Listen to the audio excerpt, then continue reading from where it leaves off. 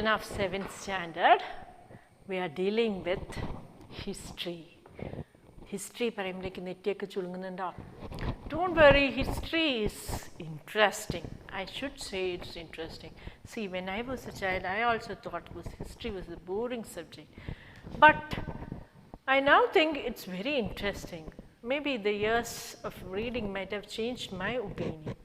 And you start reading newspapers, and I think it will do a lot in your studies. Okay, shall we start? Okay. See, tracing changes through 1,000 years. See, as we studied in 6th standard, see, looking back, when we read newspapers, you just read 100 years back. Haven't you wondered, 100 years back, how did they know even, how did they get information? This lesson tells you how they got informations, okay. So, look into the first page of your first lesson and you see a map there. What do you think? Is it a map or something? Yes, it's a map. Just turn your book and look. It's actually the map of India. It was a part taken from Al-Idrisi. Al-Idrisi, he was an Arab geographer. It was taken from a world map drawn by him, and see, yeah, it looks somewhat like that. It's Sri Lanka on the top, okay, and Indian continents are there, yeah, and you can see all the coastal regions, geographical conditions, everything is there, and the names. The problem with that, and this map was used by the travelers, whoever is it, for years together. For decades this was used. Only thing, the problem was, it was written in Arabic, the place names were written in Arabic, and it was drawn upside down, okay. For 3 centuries this was used, and these people who started making art of map making, they were called cartographers. So, they play an important role in giving us informations about the past. Now, moving on, in the second page you just see a better, more India being drawn. It is somewhat like our India itself. Now, what we see now, right? See, look at the coastal regions. It is very clearly defined. Inside the map you see the regions where there is water, where the traveling through water is possible. It is very clearly defined, and that shows that these were used mostly by people for trading. It is these maps which gave informations to other foreign countries, and India, you can just imagine the condition of India. India was in a better state of trade then. So, there were many things grown here, and especially the spices, and it was because of that this country became more important for the foreigners. So, you get what lot information you get from a map. So, you understood how maps were used to study about the past. Yes, this map itself gives us the importance of traveling by sea. And the sea ഒക്കെ അല്ലേ ഉള്ളൂ, റോഡും എയറും ഒന്നും ഇല്ലല്ലോ. അപ്പോൾ അതുകൊണ്ടാണ് ആ coastal റീജിയനൊക്കെ വളരെ ക്ലിയർലി ആയിട്ട് ഡിഫൈൻ ചെയ്തിരിക്കുന്നത്. വാട്ടർ വേസ് പോകുന്ന വഴിയൊക്കെ നല്ല ക്ലിയർ ആയിട്ട് ഡിഫൈൻ ചെയ്തിരിക്കുന്നു. Okay. Okay, then so from the maps, so all these tell you that historical backgrounds എന്തായിരുന്നു ഒരു കൺട്രീൻ്റെ എന്നുള്ളത്. The study of maps during that period tells you, yeah, നമ്മളോട് പറയുന്നില്ലേ, ഇന്ത്യൻ്റെ മാപ്പ് അത്ര ക്ലിയർ ആയിട്ട് ഡീറ്റെയിൽഡ് ആയിട്ട് റീജിയൻസ് ഒക്കെ കണ്ടുപിടിക്കുന്നതിൻ്റെ അർത്ഥം, we were well off then, and people were coming to our country to trade. ഇപ്പോൾ ഈ മാപ്സ് ഒക്കെ അന്ന് പ്രചരിച്ചിരുന്നു. എന്തിനാണ് വേണ്ട, ട്രേഡിന് ഇവിടെ വരേണ്ടവർക്ക് ഇത് എടുക്കാൻ വേണ്ടിയിട്ട് ഈ മാപ്പ് വെച്ചിട്ടല്ലേ അവർ സ്ഥലം കണ്ടുപിടിച്ച് ഇങ്ങോട്ട് വരുന്നത്. Okay, now moving on. So, they were written in variety of languages. So medieval Persian, for example, is different from modern Persian. The meanings of words also change over them. That's a problem. New and old terminologies are the main problem. Why? A Persian old terminology and Persian and new terminology are a difference. I'll give you an example. Here it is given in the text about Hindustan. Hindustan, India, we now know it's our own country, well defined. Map is there, well defined. Government is there, well defined. The state of ruling is there, everything is there. But it was different in the olden times. Okay, according to Minhaj-e-Siraj, a chronicler who wrote in Persian, he meant areas of Punjab, Haryana, and the lands between Ganga and Yamuna. That maatrana, according to him, Hindustan. Punjab, which are the places, Punjab, Haryana, and the lands between Ganga and Yamuna. Okay, they were the part of the dominion of, that's why Delhi Sultans area. So according to Minhaj-e-Siraj, Hindustan, these were the places which were ruled by Delhi Sultans. Okay, terminology is a little different. India pala bhagangal pala aalukalanu bharichirunna. Appo bharicha rajyam nokki Hindustan angotte parayan thodangi. Okay, now by contrast, in the 16th century, Barber used Hindustan to describe the geography, the fauna, and the culture of the inhabitants of the sub. In Hindustan, Barber used the geography condition, after the climatic condition, and culture describes Hindustan word used. Okay. The 14th century, other 16th century, and again going back 14th century poet Amir Khusro used the word Hind with the idea of geographical and cultural entity like India did exist. The term Hindustan did not carry the political and national meaning. Upon you understood Hindustan the terminologies differ with the time. This is the main problem. So, annatha map eduthu vechu nammal India ennu mannanga therinjalla avla pagudi bhagam maathre India aayittu kanakkakkirunnu. Okay, but there is difference in terms of then and now. So that was the main problem. See, the word foreigner, in your second example edutha namukku ipo foreigner aarana? Anybody who comes from a land other than India. Avada jenichu valarna India ennu porathulla edu country il ingottu vannalum nammal endu parayum foreigner ennu parayum. പക്ഷേ during the olden times അല്ലെങ്കിൽ ഇത് എഴുതിയിരുന്ന സമയത്ത് അവർ foreigner എന്ന് പറയുന്നത് ആരെയായിരുന്നു? May be the person from the other village. Two persons living there the same language റീജിയനും ഡിഫറെൻറ്റ് കമ്മ്യൂണിറ്റി ഒക്കെ ആയാലും അവർ നെയ്ബറാണ്. പക്ഷേ അടുത്ത വില്ലേജിൽ നിന്ന് വരുമ്പോഴേക്കും അങ്ങേര് എന്തായി? Foreigner. So the difference in terminologies were one of the main problems faced by them. So you understood? മനസ്സിലായില്ലേ? വളരെ സിമ്പിളാണ്.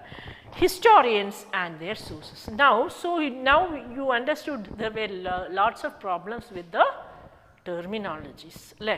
ഇപ്പം തന്നെ നിങ്ങളുടെ അപ്പൂപ്പൻ അമ്മൂമ്മയൊക്കെ പറയുന്ന ചില ഭാഷ അത് മലയാളം തന്നെ എഴുതായാലും മനസ്സിലാക്കാൻ ബുദ്ധിമുട്ടുണ്ട്. അപ്പം നിങ്ങൾ നോക്കൂ, വർഷങ്ങൾക്ക് മുമ്പുള്ള കാര്യം ഇന്ന് മനസ്സിലാക്കുമ്പോഴേക്കും അതിൻ്റെ മീനിങ്ങേ മാറിപ്പോയിട്ടുണ്ടാവും. ഓക്കെ, നിങ്ങളിപ്പോൾ പറയുന്ന പോലെ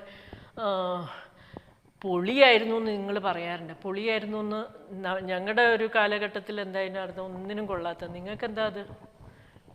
വെരി ഗുഡ്. കണ്ടോ മീനിങ്ങിലുള്ള ഡിഫറൻസ്? കണ്ടോ? ഇത് തന്നെയാണ് അവരും ഫേസ് ചെയ്തത്. Okay, historians and their sources. Now we are going to historians and their sources. They use different types of sources. ഇഷ്ടം പോലെ സോഴ്സസ് ഉണ്ടായിരുന്നു. സോഴ്സസ് എന്ന് പറഞ്ഞാൽ ഉത്ഭവങ്ങൾ. പല ഇതൊക്കെ പഠിക്കണമെങ്കിൽ പല കാര്യങ്ങളും നോക്കേണ്ടി വരും. Most of them were inscriptions, architecture, textile recordings, അങ്ങനെയൊക്കെയാണ്. ഓഫ് കോഴ്സ് പഴയ കാലങ്ങളിൽ നമ്മളറിയാം എഴുതപ്പെട്ടിട്ടുള്ള വല്ല രേഖകൾ അല്ലെങ്കിൽ ഓൺ ദ വാൾസ് ഒക്കെ എഴുതി വെച്ചിട്ടുണ്ടാവും. രാജാക്കന്മാരുടെയൊക്കെ വിളംബരങ്ങളൊക്കെ ചിലത് എഴുതി വെച്ചിട്ടുണ്ട്, നമ്മൾ നേരത്തെ പഠിച്ചിട്ടുണ്ട്. സോ ഇൻസ്ക്രിപ്ഷൻസ്, സ്കൾപ്ചർ നോക്കിയാൽ ഓരോ കാലഘട്ടത്തിലുള്ള മുഗൾ സ്കൾപ്ചർ വേറെയാണ്, ഇനി വേറെ രാജാക്കന്മാർ വരുമ്പോൾ അത് വേറെയാണ്. Now looking into that also we can understand. Then architectural, textile required. But the problem was then the paper was scarce. So you can see paper was so scarce, and the paper was so scarce that a person wanted to write something. He did not have paper. What did he do? He took a manuscript, washed out all the things that were written there, and he wrote his manuscript. അത്രയും scarce ആയിരുന്നു paper. നമ്മൾ ഇന്ന് എത്ര value ഇല്ലാതാണ് ഒരു പേപ്പറിനെ കണക്കാക്കുക. അന്ന് അയാൾക്ക് എഴുതേണ്ടിയിട്ട് അയാൾ നേരത്തെ എഴുതി വെച്ചൊന്നും വായിച്ചിട്ടാണ് അയാൾ എഴുതിയിരിക്കുന്നത്. So paper after that paper became abundant. അപ്പോൾ ഈ എഴുത്തും കൂടുതൽ വന്നു. Okay, then the problem was the main writer will write and they were scribes who copied this. അപ്പം നിങ്ങൾ എനിക്ക് ഒരിക്കൽ ഒരു ടീച്ചറായിട്ടുള്ള ഒരു അനുഭവമുണ്ട്. സി 2 children copied എന്നല്ല, we got answer 30 children എങ്ങാണ്ടുണ്ടായിരുന്നു ആ ക്ലാസ്സിൽ.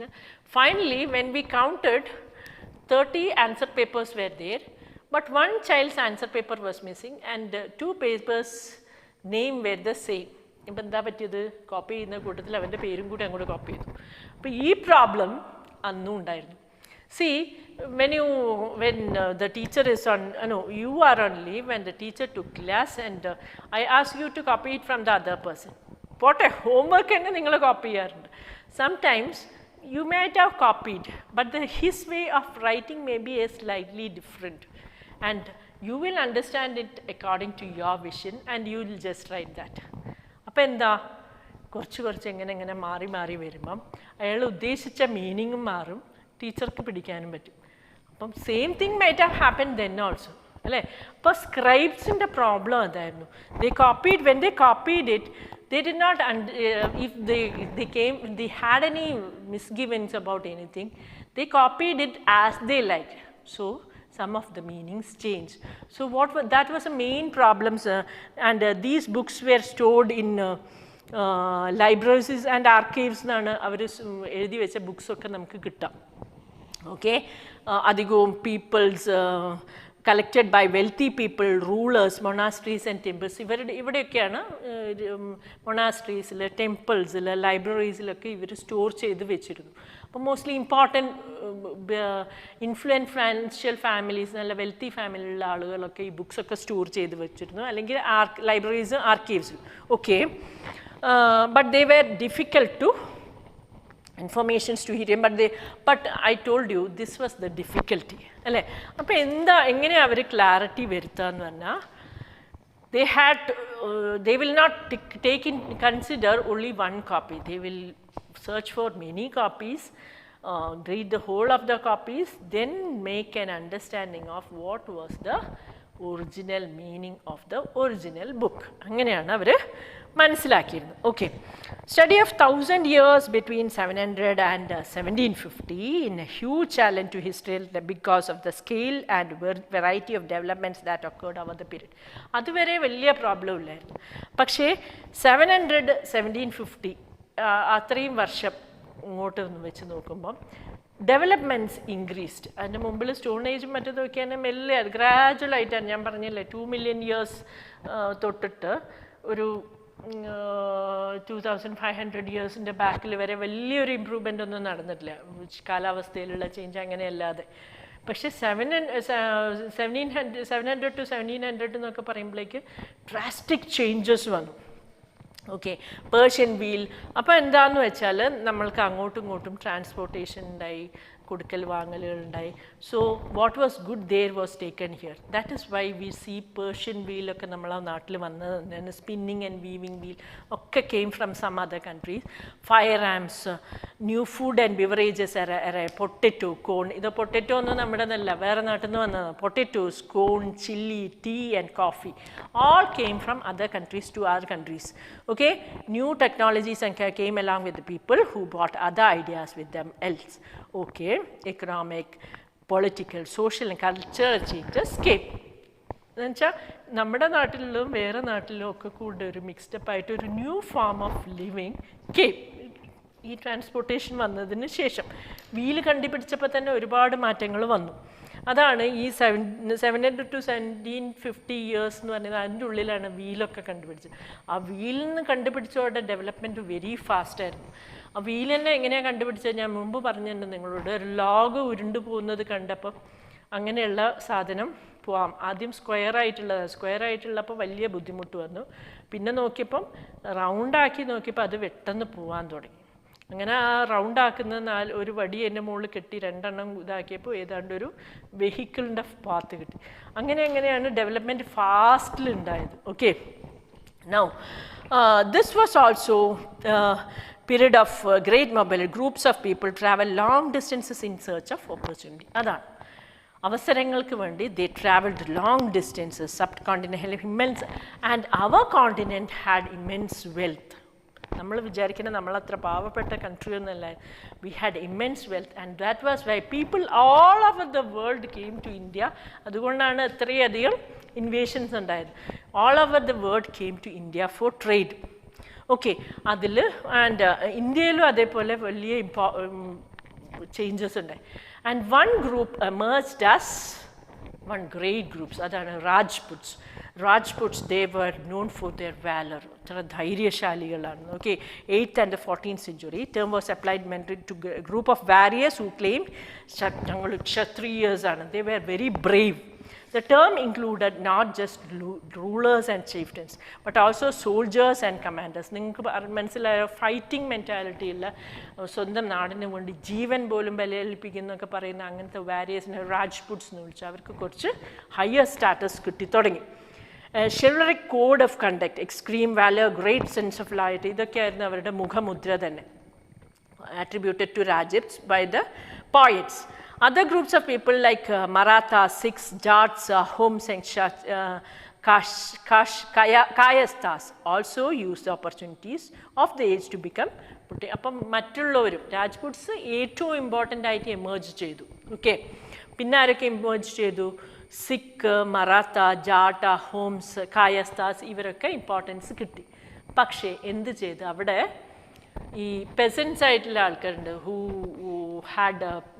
who were farming, who were cultivating, അങ്ങനെയുള്ള ആൾക്കാർക്ക് വലിയ ഇമ്പോർട്ടൻസ് ഒന്നും കിട്ടിയിട്ടില്ല. എന്നിട്ട് എന്ത് ചെയ്തു? ഈ ചീഫ്റ്റൻസ് ആയിട്ടുള്ള ആൾക്കാർ അവരുടെ അടുത്ത് നിന്ന് കരം പിരിക്കാൻ തുടങ്ങി. അവിടെ തുടങ്ങിയിട്ടാണ് ഡിസ്ക്രിമിനേഷൻ വരുന്നത്. Gradual clearing of there was gradual clearing of forest, extension of agriculture, change faster and more complete in the areas than the others. Changes in their habitat forced many forest dwellers to migrate. അവിടെ വെച്ചാണ് change ഉണ്ടാകുന്നത്. അപ്പോൾ ആ സ്ഥലത്തെ നിങ്ങളിപ്പോൾ പറഞ്ഞല്ലോ, ഞങ്ങളോട് പറഞ്ഞല്ലോ രാജ്പുട്സ് ഇമേർജ് ചെയ്തു. അതിൻ്റെ കൂടെ സിഖ്സ്, ജാട്സ്, കായാസ്ഥാസ് അങ്ങനെയുള്ള കുറേ പേരും വന്നു. അറ്റ് ദാറ്റ് ടൈം ഫോറസ്റ്റിനും എല്ലാം ക്ലിയർ ചെയ്യാൻ തുടങ്ങി. എന്നാൽ അതൊക്കെ വെട്ടി നശിപ്പിച്ചിട്ട് they started growing crops. Okay, അപ്പോൾ ഈ ഫോറസ്റ്റിൽ ജീവിക്കുന്ന ആൾക്കാർ they were force to come out. Okay, to migrate either to the forest, ഒന്നുകിൽ ഉള്ളിലേക്ക്, ഉൾക്കാടിലേക്ക്, അല്ലെങ്കിൽ പുറത്തേക്ക്. Okay, they started tilling land and became peasants. The new peasant groups gradually began to be influenced by regional markets. അപ്പം കുറേ ഉണ്ടാക്കിയപ്പോൾ എന്ത് ചെയ്തു? അത് സെല്ല് ചെയ്യേണ്ടി വന്നു. Markets, chieftains, princes and monastery, they became part of the large complex society and വിക്കാറ്റ്. അവരെ എന്ത് ചെയ്തു? പക്ഷേ ഇവരാണ് സാധനങ്ങളൊക്കെ ഉണ്ടാക്കിയത്, പക്ഷേ ഇവർ വിൽക്കേണ്ടി വരുന്നു. അവിടെയൊക്കെയുള്ള പ്രശ്നങ്ങൾ കാരണം ഇവരുടെ മുകളിൽ മറ്റൊരു ആധിപത്യം സ്ഥാപിച്ചു തുടങ്ങി. അതാണ് ഉണ്ടായത്. ഒരു സോഷ്യൽ സ്റ്റാറ്റസ് ഇങ്ങനെ മാറി മാറി വരാൻ തുടങ്ങിയത് അങ്ങനെയാണ്. ഓക്കെ, അപ്പം they had to pay tax. Okay, some possessed more productive land, others also kept cattle, and some combined artisanal work with agriculture during the lean season. അപ്പം കൾട്ടിവേറ്റ് ചെയ്യാൻ പറ്റാത്ത, വല്ലാതെ വെള്ളമില്ലാത്ത സ്ഥലത്തൊക്കെ കൾട്ടിവേഷൻ കുറയുകയില്ല. അപ്പോൾ എന്ത് ചെയ്തു? മറ്റു വർക്ക്സും അതിൻ്റെ കൂടെ കൂട്ടി. Okay, a society became more differentiated. People were grouped into jatis. അവിടെ തൊട്ട് തുടങ്ങുന്നു ജാതിയായിട്ട് മാറാൻ. Okay, and controlled by the member, but they were controlled by the member of the highest member ne jati control idu. The status of the same jati could vary from area to area. Jatis framed their own rules and regulations. These regulations were imposed by the assembly of elders. അതിനാണ് ജാതി പഞ്ചായത്ത്. ഒരു ജാതിക്ക് ഒരു മെയിനായിട്ട് ഒരാൾ, ചീഫ്റ്റനായിട്ട് ഒരാൾ തിരഞ്ഞെടുത്തു. അതിനാണ് അവരെന്നിട്ട് അവരുടേതായ ഒരു റൂൾസും റെഗുലേഷൻസ് ഓരോ ജാതികൾക്കും പ്രത്യേകം. ഈ നാട്ടിലെ ജാതിൻ്റെ സെയിം റൂളായിരിക്കില്ല ഇതേ ജാതിൻ്റെ മറ്റേ നാട്ടിലുള്ളത്. അപ്പം ജാതി പഞ്ചായത്സ് ദേ വെയർ കോൾഡ്. എന്നിട്ട് അവരത് ഫോളോ ചെയ്യാൻ തുടങ്ങി. Now we move on to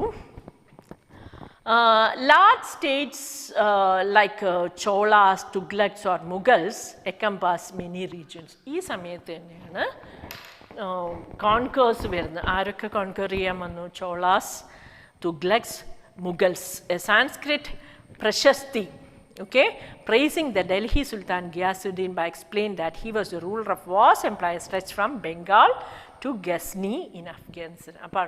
അപ്പോൾ അവരുടെ ഒരു ഇത് നോക്കൂ, ബാൽബനെ പറ്റി ഇങ്ങനെ പ്രശസ്ത പാടുക എന്ന് പറയും.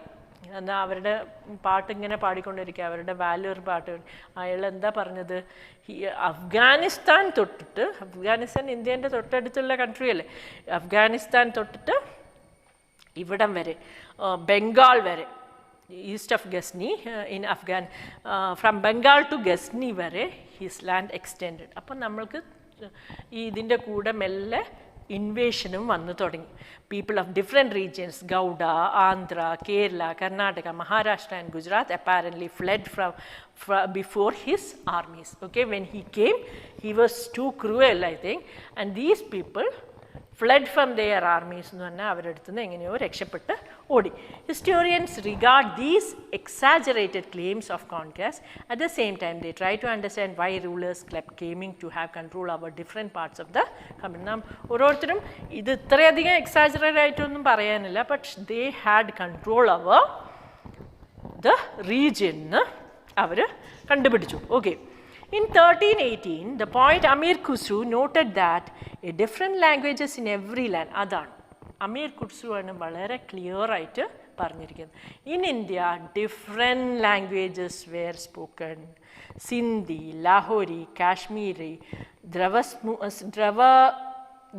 Samudri in southern Kannada, and Telangani, Gujarati, Mabari, and Gauri, Awadhi in eastern Uttar Pradesh, and Hindavi around Delhi.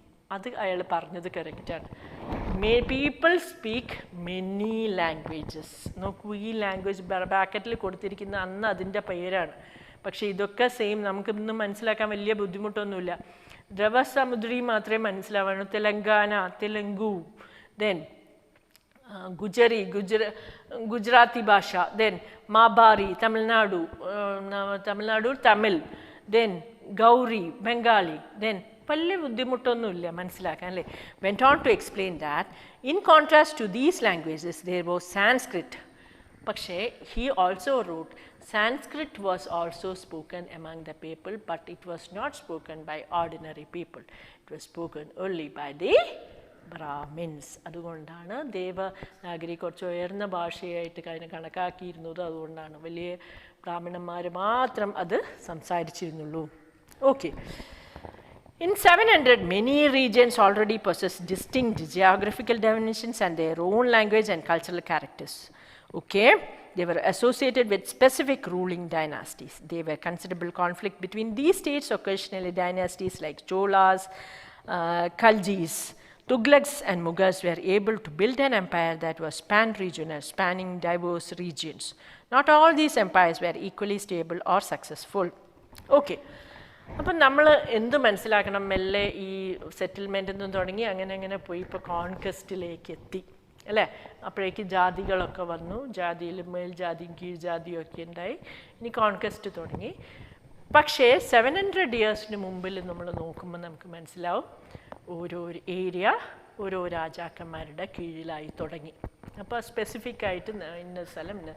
പക്ഷെ അതിൽ ചിലർ മാത്രം, Cholas, ഖൽജീസ്, Tughlaqs, Mughals, pan region, അവരുടേത് മാത്രം ഒരു റീജിയനിലായിട്ടൊന്നുമില്ല, നന്നായിട്ടൊന്ന് സ്പ്രെഡ് ചെയ്തു. അവരൊക്കെ നല്ല സ്ട്രോങ് രാജാക്കന്മാരായിരുന്നു. അതുകൊണ്ട് തന്നെ സ്ട്രോങ് ആളുകൾ എങ്ങനെ മനസ്സിലാക്കുന്നത്?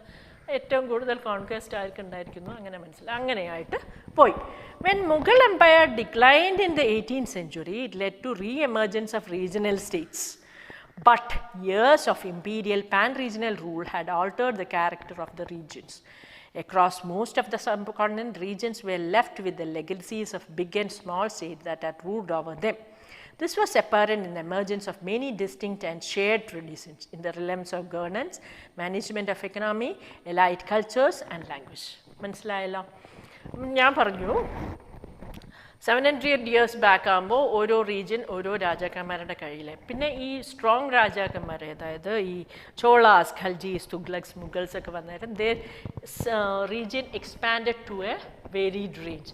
But again this Mughal empire അങ്ങോട്ട് നശിച്ചു കഴിഞ്ഞപ്പോൾ എന്തായി, ഓരോ റീജിയൻ പഴയ പോലെ ആയി. ബട്ട് ആ പലതിൽ നിന്ന് പിന്നിലേക്ക് ഒതുങ്ങി പഴയ പോലെ ഒറ്റയായിട്ട് നിന്നില്ല അവർ. കാരണം അപ്പോഴേക്കും അവിടെ ഒരു സോഷ്യലായിട്ടുള്ള ഇൻറ്ററാക്ഷൻസ് ഒക്കെ വന്നു പോയത് കൊണ്ട് there was apparent emergence of many distinct and shared tradition വന്നു. അവരതും കുറച്ചെടുത്തു, നമ്മളതും കുറിച്ചെടുത്തു, അങ്ങനെയായി വന്നു shared traditions. In the realms of governance, management of economy, allied cultures and language. ലാംഗ്വേജിലൊക്കെ ഡിഫറൻസ്. ഇപ്പം ഞാൻ ഒരു എക്സാമ്പിൾ പറയാം. വർഷങ്ങളായിട്ട് അമേരിക്കയിലൊക്കെ ജീവിക്കുന്ന ഇന്ത്യക്കാർ ഇഷ്ടം പോലെ ഉണ്ട്, തലമുറകളായിട്ട്. ഇനി പോട്ടെ, ഇന്ത്യയിൽ തന്നെ എൻ്റെ കൂടെ പഠിച്ചിരുന്ന ഒരു ഫ്രണ്ടൊക്കെ ഉണ്ടായിരുന്നു. അവരുടെ 3 തലമുറ ഇന്ത്യയിൽ തന്നെയാണ് ജീവിച്ചത്. ജൂതന്മാരാണ് അവർ, വേറെ ഏതോ നാട്ടിൽ നിന്ന് വന്നവരാണ്. പക്ഷേ she was speaking impeccable Malayalam, നല്ല മലയാളം തന്നെയാണ് സംസാരിച്ചത്. But in home they are speaking some Jewish ലാംഗ്വേജാണ് സംസാരിച്ചത്. Okay, but she followed both. അവർ നമ്മൾ ഈദും സെലിബ്രേറ്റ് ചെയ്യുന്നുണ്ട്, അവരുടെ പ്രത്യേക സ്ഥലത്താണ് അവർ പ്രാർത്ഥിക്കാൻ. അവർ ഷെയർഡ് ട്രഡീഷൻ എന്ന് പറഞ്ഞതാണ്. എക്കണോമിക്സിലും ഇങ്ങനെ ഷെയർഡ്, അത് ഒരുമിച്ച് ജീവിച്ചു കഴിഞ്ഞാൽ പിന്നെ ആ എക്കണോമിക്കൽ ട്രാൻസാക്ഷൻസിലൊക്കെ വ്യത്യാസം വരും. So India was never the old distinct place. India ഇല്ല, ആ ഡിഫറൻസ് പിന്നെയും വന്നു മുഗൾ എംപയറിൻ്റെ ഇതിന് ശേഷവും. Now with regard to religion, അപ്പോൾ ഏതാണ്ട് ഒരു ഐഡിയ ആയി അല്ലേ. Now with regard to religion, the thousands years of history that were exploring witnessed major developments in religious traditions. People believe in divine and something deeply personal, but more usually it was collective belief in supernatural agency. അതാണ് റിലീജിയനിൽ ആദ്യം തുടങ്ങിയത്. അപ്പോൾ ദേ started അതിൻ്റെ മുമ്പ് religion ഒന്നും ഉണ്ടായിരുന്നില്ല. ഭക്ഷണത്തിനുള്ള നെട്ടോട്ടത്തിൻ്റെ ഇടയ്ക്ക്, ഭക്ഷണവും പാർപ്പിടത്തിൻ്റെയും നെട്ടോട്ടത്തിൻ്റെ ഇടയ്ക്ക് ആരും ദൈവികമായ ചിന്തകളിലൊന്നും പോയിട്ടില്ല. അപ്പം പിന്നെ എന്താ വന്നത്, പിന്നെ ഒരു സൂപ്പർ നാച്ചുറൽ പവർ ഉണ്ട് അല്ലേ, നമ്മളത് വിശ്വസിക്കണം എന്ന് വന്നു. Okay, it was during this period that important changes occurred in what we called Hinduism. അപ്പോൾ ഒറിജിനലി ഹിന്ദുയിസം വാസ് ദെയർ, ആ ഒരു ഹിന്ദു കൺസെപ്റ്റിലേക്ക് വന്നു. Okay, then these included worship of new deities. അങ്ങനെയാണ് അവർ ഐഡൽ വർഷിപ്പൊക്കെ തുടങ്ങിയത്. Deities, construction of temples by royalty and the growing importance of Brahmanas. അപ്പോൾ ഡൈറ്റീസൊക്കെ വന്നപ്പം, ദൈവങ്ങളൊക്കെ വന്നപ്പം അവരെ പൂജിക്കുന്നവരും വന്നു, Brahmanas. And dominant groups in the society. ആ ദൈവങ്ങളെ പൂജിക്കുന്നതായതുകൊണ്ട് അവർ ഉന്നതസ്ഥാനീയനായി. Okay, the knowledge of and the Brahmanas. അതുകൊണ്ടാണ് സാൻസ്ക്രിറ്റ് എന്ന് പറഞ്ഞൊരു ഭാഷ ബ്രാഹ്മണർക്ക് ഒരു ഉന്നത സ്ഥാനം കൊടുത്തു. ഇറ്റ് വാസ് കൺസിഡേർഡ്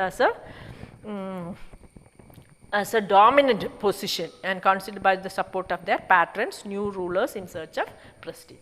അവരെ ഹെൽപ്പ് ചെയ്യാൻ ആരുണ്ടായി, റൂളേഴ്സ് ഉണ്ടായി. അവരെ തൊട്ടടുത്ത് നിർത്തിയിട്ട് അപ്പോൾ അതുകൊണ്ട് എന്താ, രാജാവിന് ഇഷ്ടമുള്ളവരായി എന്നുള്ളത് കൊണ്ട് ഇവർ കുറച്ചും കൂടെ ഉന്നത സ്ഥാനത്ത് ആയത്. അപ്പോൾ അവർക്ക് ഇമ്പോർട്ടൻസ് കൊടുത്തതാരാ, ദൈവത്തിൻ്റെ സ്വന്തം ആൾക്കാരെന്നുള്ള വിട്ട് രാജാക്കന്മാർ. അപ്പോൾ രണ്ടുപേരും പരസ്പരം സഹായിച്ച് അവർ മുകളിലെത്തുകയും ചെയ്തു. ഓക്കെ, ഇനി അവിടെ വരുന്നതാണ് ഭക്തി മൂവ്മെൻറ്റ്, ഐഡിയ ഓഫ് ഭക്തി. Loving personal deity that devotees could reach without the aid of priest or elaborate riches you will be learning. Okay, അപ്പോൾ എന്ത് ചെയ്തു എന്ന് പറഞ്ഞാൽ ഭക്തി മൂവ്മെൻറ്റ് വന്നു. നമുക്ക് ഓരോരുത്തർക്കും സ്വയം പ്രാർത്ഥിക്കാനുള്ള ദൈവം വന്നാൽ നമുക്ക് വേറെ ഒരു പ്രീസ്റ്റിൻ്റെ ഒന്നും ഈ ഓരോ ഇതിനും ഓരോ ദൈവം എന്നുള്ള മട്ടിൽ വന്നു. ഓക്കെ, അപ്പം അവിടെയാണ് ആ ഭക്തി മൂവ്മെൻറ്റ് വന്നത്. This was also the period when new religions appeared in the സക്കർ. Merchants and migrants brought Quran. അതെ, ആ സമയത്താണല്ലോ ട്രേഡൊക്കെ വന്നത്. അപ്പോൾ ഖുറാൻ്റെ ഇൻഫ്ലുവൻസ്, ഖുറാനെ വിശ്വസിക്കുന്നവർ മുസ്ലിം അങ്ങനെ ഇന്ത്യയിൽ വന്നു. Muslims regard their Quran as the holy book. Okay, പിന്നെ Many rulers were patrons of Islam and the ulama learned theologies and jurists. And like Hinduism, Islam was interpreted in variety of ways by its followers.